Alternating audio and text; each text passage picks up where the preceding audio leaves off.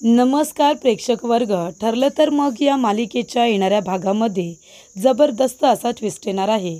तर आत्तापर्यंत आपण ज्या गोष्टीची आतुरतेने वाट बघत होतो ती गोष्ट फायनली घडणार आहे. मधुभाऊंनी सायलीला त्यांच्या वचनातून मुक्त केलेलं आहे आणि ती जाऊन अर्जुनला भेटू शकते, त्याच्याबरोबर बोलू शकते असं मधुभाऊंनी आता सायलीला सांगितलेलं असतं. त्यामुळे सायली आणि अर्जुन आता लवकरच एकत्र येणार असतात.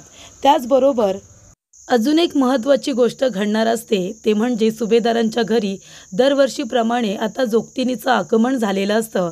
जोगतिनीचं आगमन झाल्यानंतर त्यांनी आता एक खूप मोठा इशारा दिलेला असतो आणि तो इशारा म्हणजे कल्पना आणि पूर्णाजीला सांगितलेलं असतं की घरातली लक्ष्मी कुठे आहे? घरातल्या लक्ष्मीला तुम्ही घराबाहेर ठेवलंत का? आणि जी नकारात्मक शक्ती आहे, जी कैदाशीन आहे, ती तुमच्या घरामध्ये काय करते? तेव्हा कल्पना आणि पूर्णाजी यांना काही कळत नाही, पण जोगतिनीने आता स्पष्टपणे सांगितलेलं असतं की घरातल्या लक्ष्मीला लवकरात लवकर घरामध्ये घेऊन या, नाहीतर जे काही आहे ते लक्ष्मीप्रमाणे बाहेर जायला वेळ लागणार नाही आणि कैदाशीन घरामध्ये आले त्याच्यामुळे ती सगळं काही वैभव गिळून बसल्याशिवाय राहणार नाही. हा इशारा आता पूर्णाजी आणि कल्पनाला देऊन जोगतीन गेल्यानंतर आता लवकरच सायलीचं सुभेदारांच्या घरामध्ये थाटामाटात आगमनसुद्धा होणार आहे. तर ह्या गोष्टी कशा पद्धतीने घडतात, मधुभाऊ सायलीला अर्जुनला भेटण्याची परवानगी का देतात आणि त्याचबरोबर जोगतिनीने हा इशारा दिल्यानंतर सायली सुभेदारांच्या घरी कशा पद्धतीने जाते, आजच्या भागामध्ये सविस्तरपणे आपण बघूया. तर इकडे मधुभाऊंचं वचन मोडू नये म्हणून सायली अर्जुनला भेटत नाही. तो आल्यानंतर त्याच्याकडे बघतसुद्धा नाही, पाठ फिरवून निघून जाते. पण सायलीला या गोष्टीचा त्रास होत असतो. कुसुमताईला माहिती आहे की अर्जुनचं सायलीवरती किती प्रेम आहे, कारण त्याने सगळ्यांसमोर तिला प्रपोज केलं आहे. सायली अर्जुनवरती किती प्रेम करते हे तिने कुसुमताईला ऑलरेडी सांगितलं आहे. त्याच्यामुळे कुसुमताई त्यांच्या प्रेमाची साक्षीदार आहे आणि लग्नाची सुद्धा. तेव्हा इकडे कोर्टामध्ये केस असताना कुसुमताईने चैतन्यकडे घराची चावी दिलेली असते. मधुभाऊने सायलीला घरामध्ये कोंडून ठेवलेलं असतं. तेव्हा कुसुमताई म्हणते की अर्जुनला ही चावी द्या आणि सायलीला भेटायला सांगा. तेव्हा चैतन्य ती चावी अर्जुनला देतो आणि म्हणतो की मधुभाऊ कुसुमताई दोघेजणं कोर्टामध्ये बराच वेळ असणार आहेत, तू घरी जा आणि सायली वहिनीजवळ बोल, त्यांना विचार की तू त्यांना जे सांगितलेस, प्रपोज केलेस त्याचं उत्तर त्यांनी का दिलं नाही, त्यांचं प्रेम नाही आहे का तुझ्यावरती, हे सगळं विचारून घे, त्यांच्याशी बोलून घे. तेव्हा अर्जुन ती चावी आपल्या हातामध्ये ठेवतो आणि तो चैतन्याला म्हणतो की चैतन्य, एक गोष्ट तुझ्या लक्षात येते का? चैतन्य म्हणतो काय? तेव्हा अर्जुन म्हणत असतो की सायलीला मला भेटावंसं वाटत नाही आहे का?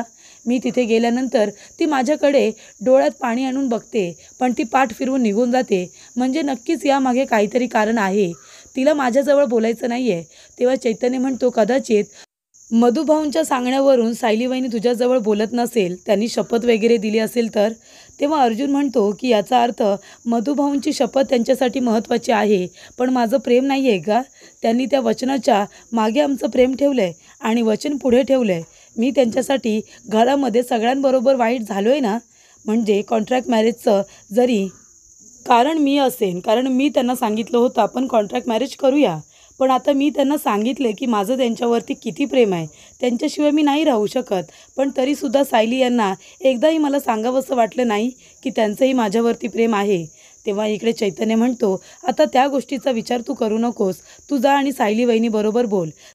तेव्हा अर्जुन म्हणतो की अजिबात नाही, असं चोरून मी सायलीला भेटायला मुळीच जाणार नाही. मधुभाऊंना ते आवडणार सुद्धा नाही आणि मलासुद्धा. म्हणजे जर मधुभाऊंनी सांगितलं असेल की सायलीला की मला भेटायचं नाही, मग मी कशाला तिथे जाऊ आणि सायलीसाठी अजून प्रॉब्लेम क्रिएट करू. तेव्हा इकडे अर्जुनने ती चावी परत चैतन्याकडे दिलेली असते आणि अर्जुन काही सायलीला भेटायला जात नाही. त्यानंतरला चैतन्य कुसुमताईला ती चावी देतो आणि म्हणतात की कुसुमताई, अर्जुन नाही गेला सायलीला भेटायला, कारण तो म्हणाला की जर सायलीला भेटायची इच्छा नसेल तर मी तिथे नाही जाणार, कारण ती अर्जुनकडे बघतसुद्धा नाही असं त्याला वाटतं, सायलीचं अर्जुनवरती प्रेम नाही आहे असं त्याला वाटतं आहे. तेव्हा इकडे कुसुमताई म्हणते मी सांगितलं आहे ना की सायलीचं अर्जुनवरती खूप प्रेम आहे आणि हे मी बघितलं आहे, गेली 1.5 वर्ष ती अर्जुनच्या प्रेमात वेडी आहे आणि ती याच गोष्टीची वाट बघत होती की कधी एकदा अर्जुन तिला प्रपोज करतोय. त्यानंतरला इथे आता कुसुमताई घरी जाते. सायलीला कोंडून ठेवलेलं असतं, तेव्हा ती मधुभाऊंना म्हणते, बघितलंत मधुभाऊ, तुम्ही सायलीला वचनामध्ये अडकवले की अर्जुनला भेटायचं नाही म्हणून, पण इथे तुमचं वचन मोडू नये म्हणून अर्जुन आज सायलीला भेटायला येऊ शकला असता. कारण मी चैतन्यकडे चावी दिली होती अर्जुन आणि सायलीचं बोलणं व्हावं म्हणून, पण तुमचं वचन मोडू नये म्हणून अर्जुन नाही आला मधुभाऊ. म्हणजे तुम्ही बघितलंत का, तो तुमचीसुद्धा किती रिस्पेक्ट करतो आणि सायलीवरती त्याचं प्रेम आहे, त्याने सगळ्यांसमोर ते स्वीकारलं आहे, सायलीलासुद्धा सांगितलं आहे. सायलीचंही अर्जुनवरती किती प्रेम आहे मधुभाऊ तुम्हाला माहिती आहे. मग तुम्ही नकार का देताय? एवढा राग कसला? सायलीने एवढं काय जगावेगळं केलं आहे? जे काही केलं ते आपल्या वडिलांसाठीच केलं होतं ना, मग त्याच्यामध्ये चुकीचं काय आहे? तुमच्या दृष्टिकोनातून ती चुकीची असेल, पण एक मुलगी म्हणून आणि तिने तेव्हा वडिलांचा विचार केला म्हणून ती चुकीची नाही आहे मधुभाऊ. कारण तेव्हाची परिस्थिती काय होती तुम्हालासुद्धा माहिती आहे आणि आम्हालासुद्धा माहिती आहे. आपलं घर पूर्णपणे विखुरलेलं होतं, सगळी दानादिन झाली होती, आम्हीसुद्धा दोघीजणी एकट्या पडल्या होतो आणि तेव्हा मनामध्ये फक्त एकच विचार की काही करून मधुभाऊंना सोडवायचं आहे. आणि ती पूर्ण पनवेलमध्ये वकील शोधत होती, पण तुमची केस घ्यायला कुणीच तयार होत नव्हतं, कारण तुम्हाला त्या पद्धतीने याच्यामध्ये अडकवलं होतं. फक्त एकमेव व्यक्ती होती, तिने तुमची केस घेतली आणि ती जिंकलीसुद्धा मधुभाऊ. तुम्हाला जामिनावरती सोडवलं, नाहीतर एवढी केस क्रिटिकल होती की कुठलाही वकील घ्यायला तयार नव्हतं, पण अर्जुनने तुमची केस घेतली आणि ती जिंकूनसुद्धा दाखवली. मग त्याच्यामध्ये त्यांची चुकी तरी काय? फक्त सत्य तुमच्यापासून लपवून ठेवलं एवढंच, आणि तुम्ही तीच गोष्ट का बघताय? चांगल्या गोष्टींचा विचार का तुम्ही करत नाही? अर्जुनने तुम्हाला आनंद व्हावा, सायलीला आनंद व्हावा म्हणून दिवाळीमध्ये सगळ्या मुलांना एकत्र आणलं, तुम्हाला सुद्धा 1 दिवसाची बेल मिळून दिली होती. मधुभाऊ, एवढा सगळा चांगुलपणा तुम्ही कसा काय विसरलात? तेव्हा इकडे मधुभाऊंना आता कुसुमताईने आरसा दाखवलेला असतो, सत्य परिस्थिती सांगितलेली असते आणि मधुभाऊ म्हणत असतात की हे तू काय बोलतेस कुसुम? तेव्हा कुसुम म्हणते, जे खरं आहे तेच बोलते मधुभाऊ, लहान तोंडी मोठा घास घेते, पण तुम्ही अर्जुन आणि सायलीला एकमेकांपासून असं वेगळं करू नका. त्या दोघांचं एकमेकांवरती खूप प्रेम आहे, तुम्ही त्यांना अशी ताटातूट करू नका. तुम्हाला तुमची मुलगी हवी आहे की नको? सायलीची जरा अवस्था बघा, हसणारी खेळणारी सायली सतत रडत असते, तुमचं वचन मोडू नये म्हणून त्यासाठी झटते, स्वतःच्या मनाविरुद्ध वागते. अर्जुन समोर आल्यानंतर त्याला डोळे भरून बघतसुद्धा नाही आणि ती पाठ फिरवून निघून जाते. आता जर अर्जुनला भेटायला यायचं असतं तर तो आला असता, पण तुमचं वचन मोडू नये म्हणून तो नाही आला. त्याच्यावरूनच समजून जा ना मधुभाऊ, का मुलांना एकमेकांपासून वेगळं ठेवताय? तेव्हा इकडे मधुभाऊंना त्यांची चूक कळते आणि ते सायलीला म्हणतात की ठीक आहे, एवढंच जर तुमचं प्रेम आहे तर मी तुला माझ्या वचनातून मोकळं करतो, तू अर्जुनला भेटू शकतेस, पण त्यानंतर जे काही परिणाम होतील ना ते मात्र तुम्हालाच बघावे लागतील. तेव्हा इकडे मधुभाऊ सायलीचा हात घेतात आणि म्हणतात की मी तुला वचनातून मोकळं केलेलं आहे, तू अर्जुनला भेटू शकतेस, तुझं प्रेम आहे ना त्याच्यावरती. तेव्हा सायलीला खूप आनंद होतो आणि मग इथे आता सायली अर्जुनला दुसऱ्याच दिवशी भेटायला जाते आणि ती अर्जुनची समजूत काढते. अर्जुन जरा तिच्यावरती रागवलेला असतो, कारण जेव्हा सायली अर्जुनला फोन करते तेव्हा अर्जुन तिचा फोन उचलत नाही, कारण त्याला तिला दाखवून द्यायचं असतं जेव्हा समोरचा व्यक्ती इग्नोर करतो तेव्हा कशा पद्धतीने आपल्याला वाईट वाटतं. तेव्हा इकडे आता सायली चैतन्याला फोन करते. ती चैतन्याला फोन केल्यानंतर तो फोन उचलतो. सायली म्हणते की चैतन्य भाऊजी, अर्जुन सर कुठे आहेत? मी त्यांना फोन करते पण ते उचलत नाही. तेव्हा चैतन्य म्हणतो की अर्जुन तर घरामध्येच आहे, फोन का उचलत नाही आहे तो तुमचा? तेव्हा चैतन्य म्हणतो, अर्जुन, अरे सायली वहिनी फोन करते ना, फोन का नाही उचलत आहेस? तेव्हा अर्जुन म्हणतो, कशाला फोन करतायत त्या? त्यांना तर माझं तोंडसुद्धा बघायचं नाही आहे ना. तेव्हा सायली म्हणत असते, चैतन्य सर प्लीज तुम्ही कुसुमताईच्या तिकडे जी बाग आहे ना तिथे अर्जुन सरांना यायला सांगा, मी तिथे त्यांची वाट बघते. तेव्हा चैतन्य म्हणतो, ठीक आहे, मी अर्जुनला तुमचा निरोप देतो. तेव्हा फोन ठेवल्यानंतर चैतन्य म्हणतो, अर्जुन असं का केलंस तू? अरे एवढ्या दिवस सायली वहिनी तुझ्याजवळ का बोलत नव्हती म्हणून तुला वाईट वाटत होतं ना? तेव्हा अर्जुन म्हणतो, आताही मला वाईटच वाटतंय, एवढ्या दिवसानंतर त्यांना माझी आठवण झाली. तेव्हा चैतन्य म्हणतो, हे बघ आता तू मनामध्ये राग ठेवू नकोस, सायली वहिनीने तुला त्या बागेमध्ये भेटायला बोलवले जिथे तुम्ही आधी भेटला होतात, तुम्ही तिथे जा, एकमेकांजवळ बोला, त्या काय बोलतायत ते तरी निदान ऐकून घे. तेव्हा अर्जुन दुसऱ्याच दिवशी सायलीला तिथे भेटायला जातो. सायली त्याची वाट बघत असते. अर्जुन तिच्याकडे बघत नसतो, तो दुसरीकडेच बघत असतो. तेव्हा सायली म्हणते, काय झालं, तुम्ही माझ्याशी बोलत का नाही? तेव्हा अर्जुन म्हणतो, काय बोलायचं आहे, तुम्ही तर माझ्या तोंडाकडे बघणंसुद्धा पसंत नाही करत. मी घरी आल्यानंतर तुम्ही किचनमध्ये जाऊन उभे राहत होता ना. तेव्हा सायली म्हणते, त्याला कारण होतं, मधुभाऊनी वचन घेतलं होतं माझ्याकडून, तेव्हा अर्जुन म्हणतो, अच्छा, मधुभाऊने वचन घेतलं म्हणून तुम्ही लगेच मला सोडायला सुद्धा तयार झालात का? म्हणजे मधुभाऊने सांगितलं असतं की अर्जुनला कायमचं सोडून दे, त्याच्याजवळ डिवोर्स घे, तर घेतला असतात का? कायमचं मला विसरून गेला असतात तुम्ही? तेव्हा इकडे मधुभाऊंसाठी जर तुम्ही मला सोडायला तयार होऊ शकता, मग हे प्रेम कसलं? की तुमचं माझ्यावरती प्रेमच नव्हतं? तेव्हा सायली म्हणते, असं बोलू नका, माझं तुमच्यावरती भरभरून प्रेम आहे. मधुभाऊंनी वचन दिलं होतं आणि मला त्यांचं वचन मोडायचं नव्हतं.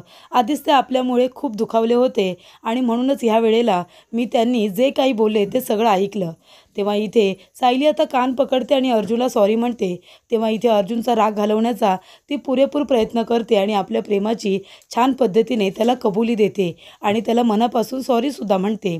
तेव्हा इकडे आता अर्जुन कसा बसा तिच्या बोलण्याला कन्व्हिन्स झालेला असतो आणि त्याने तिला माफ केलेलं असतं. पण अर्जुनला ही गोष्ट आवडलेली नसते की सायली त्याच्याजवळ बोलतसुद्धा नाही आणि त्याच्याकडे बघतसुद्धा नसते. त्यानंतर इकडे आता सुभेदारांच्या घरी दरवर्षीप्रमाणे जोगतिनीचं आगमन हे झालेलं असतं आणि जोगतीन आल्यानंतर ती बघते तर काय, घरामधली लक्ष्मी घरामध्ये नाही आहे. गेल्या वर्षी सायली तिला भेटलेली असते, ओटी वगैरे सायलीनेच भरलेली असते. तेव्हा जोगतीन म्हणते की हे काय कल्पनाताई, पूर्णाजी, अहो तुमची नवीन सून कुठे आहे जी गेल्या वर्षी होती? तेव्हा इकडे कल्पना म्हणत असते की ती आता इथे नाही राहत, ती या घरातून निघून गेली. तेव्हा जोगतीन खूपच जास्त चिडते आणि म्हणते, अहो घरातली लक्ष्मी घरामध्ये नाही आहे आणि तुम्हाला काहीच कसं वाटत नाही? या घरामध्ये चैतन्य तरी आहे का? घरामधली सकारात्मक गोष्ट बाहेर निघून गेले आणि नकारात्मक कैदाशीण तुमच्या घरामध्ये आली आहे. शिरकाव केलाय तिने आणि हळूहळू सगळं काही गिळून बसेल. तेव्हा या घरामध्ये जिथे लक्ष्मीचं स्थान नाही आहे तिथे नकारात्मक गोष्टी आता घरामध्ये शिरकाव करणारच ना. तुम्हाला जर तुमच्या घरातलं हे ऐश्वर, वैभव, त्याचबरोबर आरोग्य, संपत्ती सगळं काही व्यवस्थित हवं असेल तर या घरामधून लक्ष्मी जी बाहेर पडले ना, तिला पुन्हा या घरामध्ये स्थान द्या. ती या घरामध्ये तुम्हाला सगळ्यांना जोडून ठेवत होती, पण तिला घरातून बाहेर काढून तुम्ही खूप मोठी चूक केली आहे. तिला लवकरात लवकर आदराने या घरामध्ये आणा, नाहीतर विनाश अटळ आहे. म्हणजे चांगल्या लोकांना तुम्ही घरातून हाकलून देता आणि ज्या लोकांची तुमच्या घरामध्ये गरज नाही त्यांना तुम्ही स्थान देता. जोगतीन आता प्रियाकडे रागानेच बघत असते. प्रिया जेव्हा ओटी भरायला येते तेव्हा ती म्हणते, तू ओटी भरू नकोस, तुझा काही अधिकार नाही आहे. दुसऱ्यांच्या घरामध्ये राहून त्यांचं संसार, त्यांचं घर तोडण्याचा प्रयत्न करतेस. तेव्हा प्रियाच्या तोंडाकडे सगळेजण बघायला लागतात. जोगतीन म्हणत असते, अगं पाहुणी आहेस ना तू इथे, किती दिवस राहायचं ते तुला कळत नाही का? आणि घरातली लक्ष्मी घराबाहेर गेल्यानंतर तिला आणण्यासाठी सगळ्यांनी प्रयत्न करायचे असतात. तेव्हा इकडे जोगतीन म्हणत असते की ती सून घरामध्ये होती ना, तेव्हा घरातलं वातावरण तुमचं वेगळंच होतं. अगं पूर्णाई, तू तर माणसांना ओळखतेस ना, माणसं कशी आहेत कशी नाही ते तुला बरोबर कळतं. मग सायली तुझी जी सून होती ना, सून ती किती चांगली होती, माणूस म्हणून खरी होती, हे तुम्हाला कळलं नाही का? एका चुकीमुळे तुम्ही तिला घरातून बाहेरचा रस्ता दाखवलात, धक्के मारून तिला घरातून बाहेर काढलं, तुम्ही तिचा अपमान केलात. का तर फक्त एक सत्य लपून ठेवलं म्हणून. त्याने कुणाचं काही नुकसान तर झालं नाही ना. त्यांनी सांगितलं ना, नंतर प्रेम कबूल केलं की प्रेम आहे म्हणून, लग्न खरं आहे म्हणून, मग तरीसुद्धा माफ का केलं नाही? तिने एक खोटं बोलली तर घरातून बाहेर काढलं. आणि जी मुलगी तुमच्या घरामध्ये सातत्याने खोटं बोलते, तुम्हाला एकमेकांपासून वेगळं करण्याचा प्रयत्न करते, तुमच्या घरामध्ये विष पेरते, एकमेकांच्या विरोधामध्ये भडकवते, त्या मुलीला तुम्ही घरामध्ये स्थान दिलेलं आहे. जी मुलगी सातत्याने चुका करत आली आहे, तिच्या सगळ्या चुका तुम्ही पोटात घेतल्यात आणि तुमच्या सुनेची, जी या घरची लक्ष्मी आहे, तिची एक चूक तुम्ही पोटामध्ये घेऊ शकला नाहीत का? जोगतिनीने आता त्या लोकांना सुद्धा आरसा दाखवलेला असतो. पूर्णाजी, कल्पना यांना आनंद झालेला असतो की दरवर्षीप्रमाणे जोगतीन आपल्या घरी आले, पण जोगतिनीने त्या लोकांना त्यांची चूक दाखवून दिलेली असते आणि तिने सांगितलेलं असतं की सायलीला लवकरात लवकर मानाने या घरामध्ये घेऊन या आणि तिला सुनेचा दर्जा द्या, नाहीतर विनाश अटळ आहे. हे माझे शब्द तुम्ही नीट ऐकून ठेवा. तेव्हा इकडे कल्पनाला आणि पूर्णाजीला आपल्या चुकीची जाणीव झालेली असते की बरोबरच आहे, प्रियाने आतापर्यंत किती चुका केल्या, पण तरीसुद्धा तीच आता आपल्याला चांगली वाटते आणि सायलीने आपल्यासाठी या 1.5-2 वर्षांमध्ये किती आणि काय काय केलं ते सगळं आपण विसरून गेलो. सगळंच्या सगळं विसरलो आणि फक्त एक चूक आपण तिची लक्षात ठेवली आणि तिचा एवढा तिरस्कार केला. आपल्या घराचा विनाश अटळ आहे असं जोगतिनीने सांगितलंय म्हणजे नक्कीच तिच्या बोलण्यामध्ये काही ना काहीतरी तथ्य आहे आणि आता आता तो विनाश व्हायच्या आधी आपल्याला आपली चूक कळलेली आहे अर्जुनजवळ बोलून आता सायलीला या घरामध्ये आपण पुन्हा घेऊन येऊया. जरी आपला राग तिच्यावरती असेल पण अर्जुनचं तिच्यावरती प्रेम आहे आणि त्या दोघांनी एकमेकांबरोबर राहायला हवं. आपला काही तिथे हक्क बनत नाही की आपण त्या दोन प्रेम करणाऱ्या व्यक्तींना एकमेकांपासून वेगळं ठेवायचं, नाहीतर त्याचा परिणाम आपल्या घरावरती निश्चितच होईल असं पूर्णाजी म्हणते. तेव्हा इथे अर्जुनला सांगून सायलीला थाटामाटात सुभेदारांच्या घरामध्ये गृहप्रवेश करून आणलं जातं.